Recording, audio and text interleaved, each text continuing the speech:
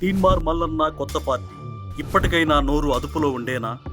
తెలంగాణ రాజ్యాధికార పార్టీ ప్రారంభించిన మల్లన్న బీసీలకు రాజ్యాధికారమే లక్ష్యం. దూకుడు ఓకే గాని నోటి దురుసు ఆగుతుందా? ఒక రాజకీయ నాయకుడికి దూకుడు ఉండొచ్చు, తప్పులేదు. కానీ దురుసుగా వ్యక్తిగతంగా విమర్శిస్తేనే ఎదుటివారికి అర్థమవుతుంది అని అనుకోవడం పొరపాటు. బీసీలకు రాజ్యాధికారం కోసం పార్టీ పెట్టిన మల్లన్న ఉద్దేశం చాలా మంచిది. ఇప్పటి వరకు ఆ ప్రయత్నం చేసిన వాళ్లే లేరు. ఆ విషయంలో మెచ్చుకోవాల్సిందే. కానీ కేవలం బీసీల ఓట్లతోనే రాజకీయాల్లో గెలుస్తారనుకుంటే పొరపాటే. పైగా తమకు ప్రత్యేక రిజర్వేషన్లు కావాలని బీసీలు కోరుకుంటున్నా సరే, నాయకుడు సరైన వ్యక్తి అయితేనే ఆదరిస్తారు జనం.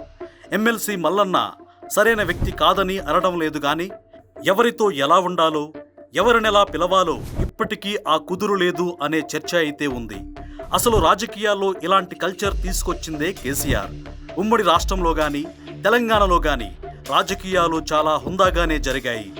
మరి పీకడానికి వచ్చావా అంటూ ఇప్పటి మంత్రి ఉత్తమ్ కుమార్ను పట్టుకుని సాక్షాత్తు సీఎంగా ఉన్న కేసీఆరే అలా అంటే మిగతా వాళ్లకి లోకువా చులకనగా ఉండదా? ముఖ్యమంత్రే అలాంటి మాటలు మాట్లాడినప్పుడు మిగతా వాళ్ళు కూడా అలా మాట్లాడితే తప్పు లేదు అని అనుకోరా? అందులో భాగంగా మొలకెత్తిన మొక్కే తీన్మార్ మల్లన్న కూడా.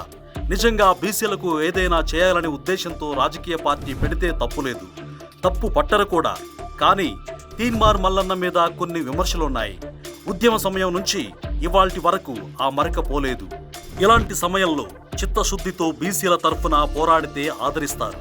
కానీ తెలంగాణ రాజ్యాధికార పార్టీ పేరుతో ఇప్పటికీ అవే విమర్శలను మూటగట్టుకుంటే మాత్రం రాజకీయ సమాధే మిగులుతుంది.